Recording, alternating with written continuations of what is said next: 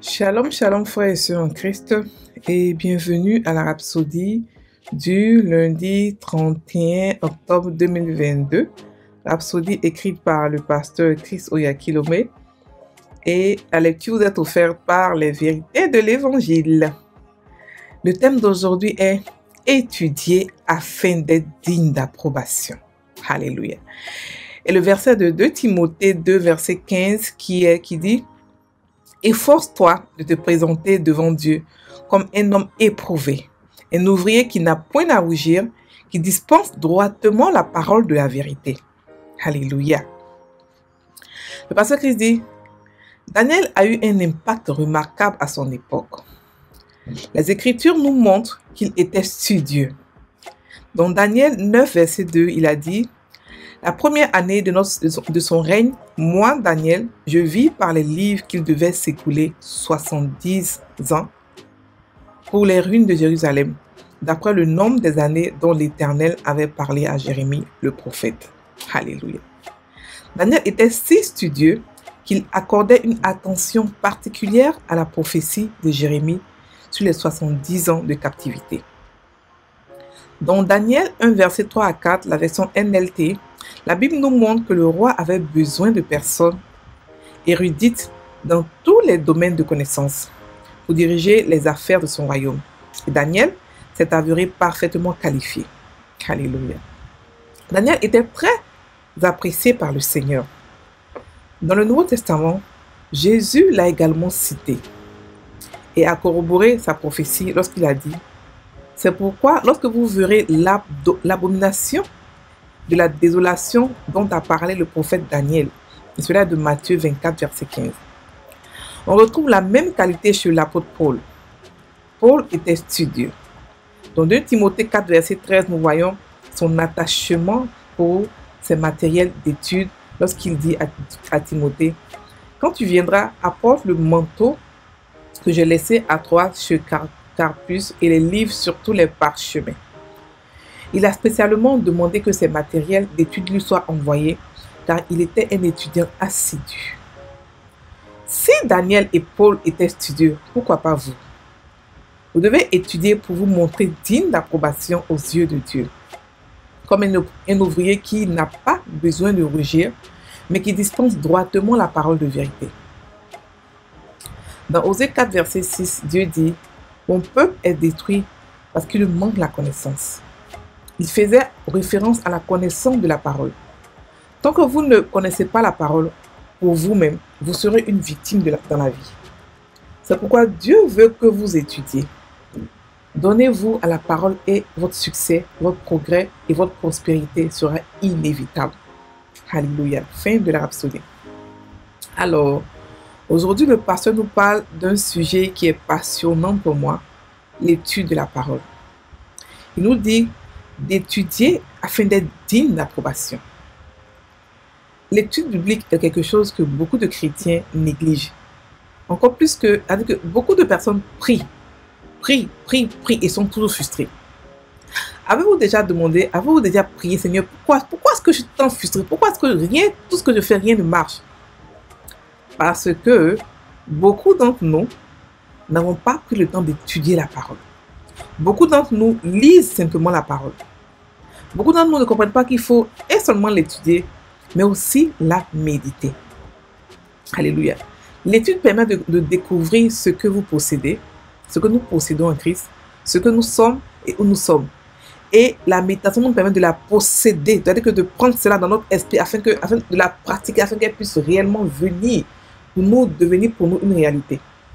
Donc l'étude de la parole de Dieu est inévitable.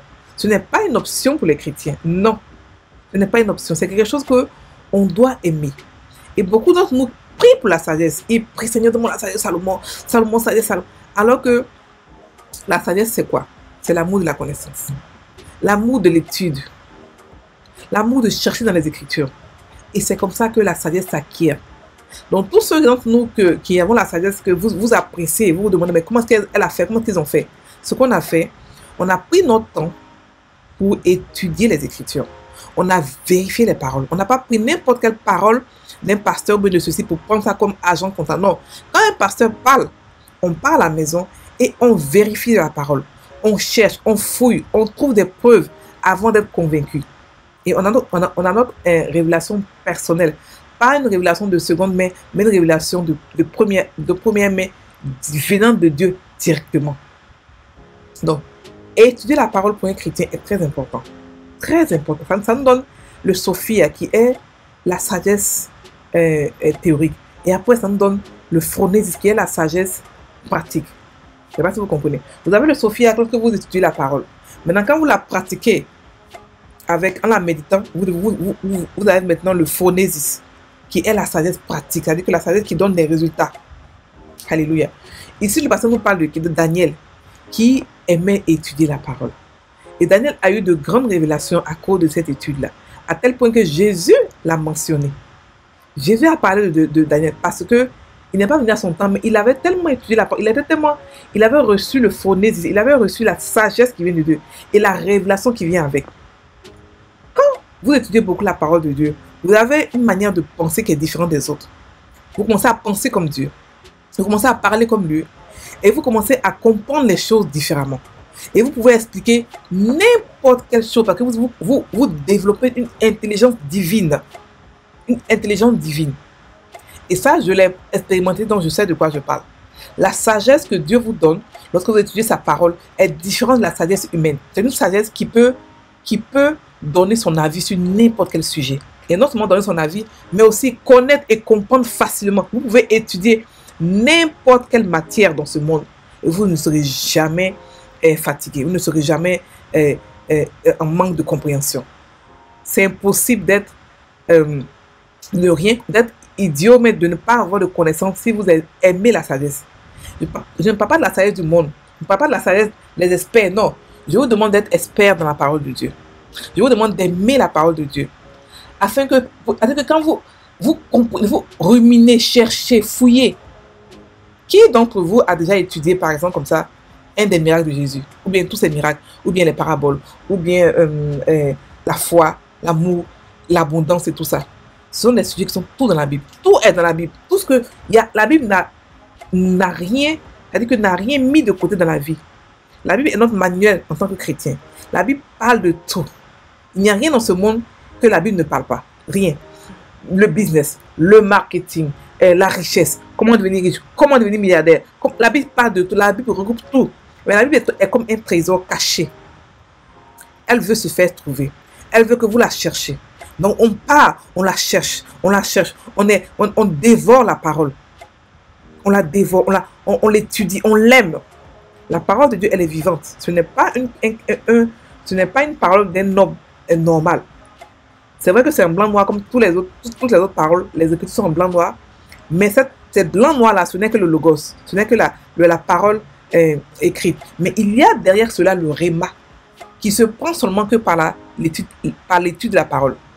Lorsque vous commencez à étudier la parole, vous commencez à comprendre le réma de Dieu. Et n'importe quelle parole pour vous devient facile. Vous pouvez comprendre et expliquer n'importe quel verset de la Bible si vous commencez à aimer la parole.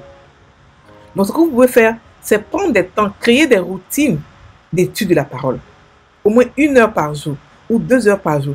Et quand vous allez commencer à étudier la parole, vous allez avoir une autre intimité avec Dieu. Une intimité plus profonde. Parce qu'il est dans sa parole.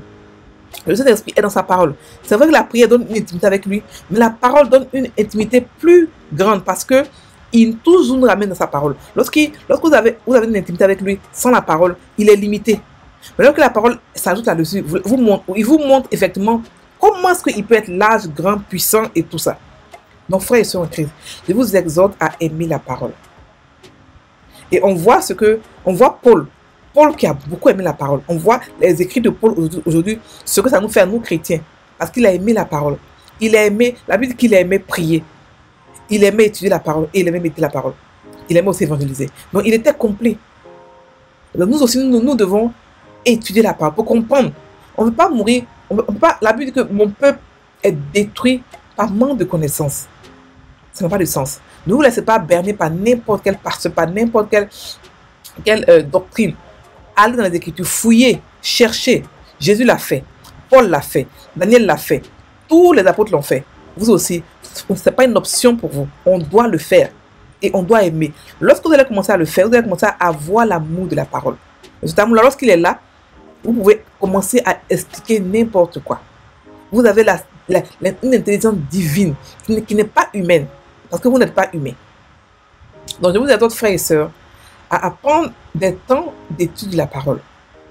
Vous seuls, pas forcément à l'église, tout ça, non. C'est vrai qu'il y a l'église à ça, mais vous devez avoir vos propres moments d'étude de la parole, de prière, de méditation, d'évangélisation, tout ça, vous devez avoir vos propres moments. Parce que ce sont des exercices qui font que votre esprit humain, votre esprit grandit et devient mature.